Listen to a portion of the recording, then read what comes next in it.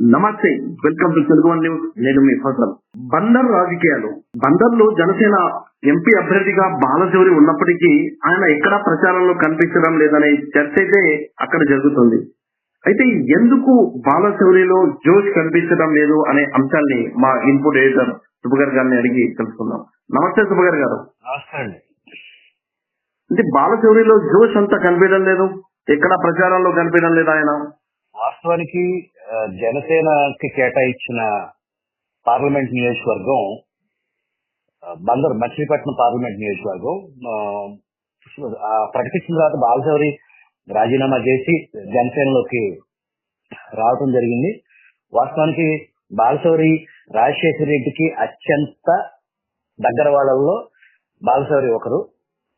రాజశేఖర రెడ్డి ద్వారా చాలా ఆర్థిక లబ్ధి కూడా ఆయనకు చేకూరింది అని చెప్పేసి అప్పటి కాంగ్రెస్ నేతలు గాని ఇప్పుడు వైసీపీ నేతలు గాని చెప్తారు. ఒక్క రేవంత్ రెడ్డి సీఎం అయిన తర్వాత సహచర ఎంపీలకి గతంలో తన ఎంపీగా ఉండి రాజీనామా చేసిన ప్రమాణ స్వీకారం చేసిన ఢిల్లీలో ఏదైతే తన సహచర ఎంపీలకి ఇచ్చిన విందులో బాలశౌరి మిత్రుడిగా ఉండటం, రేవంత్ రెడ్డికి సహచర ఎంపీగా ఉండి అక్కడికి విందుకి వెళ్ళి రావటాన్ని జగన్మోహన్ రెడ్డి చాలా తీవ్రమైన పరుష పదజాలంతో బాలశౌరి మీద విరుచుకుపడ్డారని చెప్పేసి మనకు అప్పట్లో వార్తలు వచ్చినాయి. ఆ తర్వాత ఆయన వైసీపీకి రాజీనామా చేయటం, జనసేన పవన్ కళ్యాణ్ సారథ్యంలో జనసేనలో జాయిన్ అవటం, అట్లా మచిలీపట్నం ఇన్ఛార్జ్ గా మచిలీపట్నం అభ్యర్థి అనేది అప్రకటిత లిస్ట్ లో రాకపోయినా ఆయనే అభ్యర్థి అనేది ఇక్కడ కృష్ణా జిల్లా పొలిటికల్ సర్కిల్స్ లో బాలశౌరి పేరు దాదాపు పూర్తిగా ఖాయం అన్న దశలో మధ్యలో ఒక గ్యాప్ అనేది జనసేనని పవన్ కళ్యాణ్ కి బాలశౌరికి మధ్యన కొంత సంక్లిష్ట పరిస్థితి, అది నిధులలేమి అని ఒక వాదన ఉంది.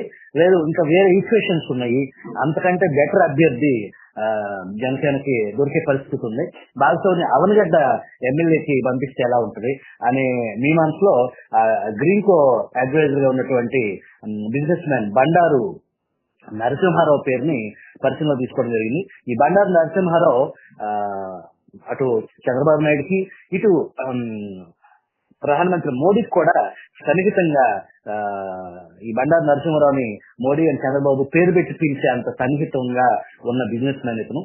ఇతని పేరును కూడా పవన్ కళ్యాణ్ తన శిరస్సు పవన్ కళ్యాణ్ కూడా అత్యంత క్లోజ్ గా నడిచే బండారు నరసింహారావు వైపు మొగ్గు చూపారు. దీంట్లో వాస్తవానికి ఇంకొక పేరు కూడా తెర మీదకి వచ్చింది, ఉమేష్ అనే పేరు. అయితే ఈ రకరకాల ఊహాగానాల మధ్య బాలశౌరికి టికెట్ లేదని కాసేపు, టికెట్ ఉందని కాసేపు రకరకాలుగా ఈ 2-3 పేర్లు వార్తల్లో హల్చల్ చేస్తా ఉన్నాయి. మరికొద్ది సేపట్లో పవన్ కళ్యాణ్ ని బాలశౌరి కలవబోతున్నారు. సాయంత్రానికి పూర్తి స్పష్టత మచిలీపట్నం సీటు మీద పూర్తి స్పష్టత వచ్చే అవకాశం ఉంది. బండారు నరసింహారావుకి కన్ఫర్మ్ చేస్తారా లేదా బాలశౌరినే కొనసాగిస్తారా అనేది సాయంత్రం లోపు పూర్తి సమాచారం, అది బహిర్గత బందర్ పార్లమెంటు సంబంధించిన అభ్యర్థి వివరాలు అధికారికంగా జనసేన రిలీజ్ చేసే అవకాశం ఉంటుంది. అంటే ఏమన్నా సర్వే రిపోర్ట్ లాంటిది తెప్పించుకున్నారా? ఏ క్యాండిడేట్ అయితే అక్కడ గెలుపు అవకాశాలు ఉంటాయి అనేది, ఎవరికి మెరుగైన అవకాశాలు ఉండే అవకాశం ఉంది మీ అబ్జర్వేషన్? బాలశౌరి అందరికీ సుపరిచితులు. బాలశౌరి గతంలో వైసీపీ కాంగ్రెస్ పార్టీలో పనిచేశారు. ఈ బండారు నరసింహారావు గాని బాలశౌరి గాని ఒకే సామాజిక వర్గానికి చెందిన వ్యక్తులు. బండారు నరసింహారావు అనే అతను ఫ్రెష్ ఫేస్, ఆర్థికంగా చాలా బలవంతుడు. అది స్థానికత కూడా దీంట్లో బండారు నరసింహారావు భార్య మచిలీపట్నం సమీపంలో గ్రామం, బండారు నరసింహారావు ఏమో హనుమాన్ జంక్షన్. ఈ రెండు కూడా భార్యాభర్తలు కూడా బందర్ పార్లమెంట్ లో పరిధిలోకే రావటం, ఆ స్థానికత బండారు నరసింహారావు స్థానికతకి స్థానికుడు అనే దానికి చెప్పుకునే అంశం. ఇటు మోడీకి చంద్రబాబుకి కూడా పవన్ కళ్యాణ్ తో సహా అత్యంత సన్నిహితంగా మెలిగే వ్యక్తి బండారు నరసింహారావు. బండారు నరసింహారావుక బాలశౌరిక అనేది సాయంత్రంలో తేలనుంది. ఓకే, ఈ మాగంటి వ్యవహారం ఏంటి సుభగర్ గారు? ఆయన సడన్ గా పార్టీ మారిపోయి వెళ్ళిపోవడం మాగంటి నిన్నటి నుంచి ఫోన్ స్విచ్ ఆఫ్ చేసి టీడీపీ శ్రేణులకి అందుబాటులో లేని మాట వాస్తవం. అయితే ఆయన వైసీపీతో ఒప్పందం కుదుర్చుకున్నారు అనేది వార్తలు వస్తున్నాయి.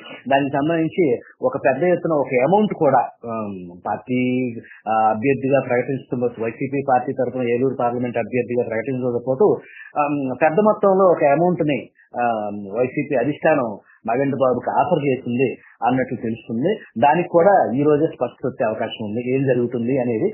దాదాపుగా ఆయన వైసీపీ వైపే మగంటి బాబు అడుగులు పడుతున్నాయని మనకు తెలుస్తుంది. ఓకే, థ్యాంక్ యూ సుభాకర్ గారు.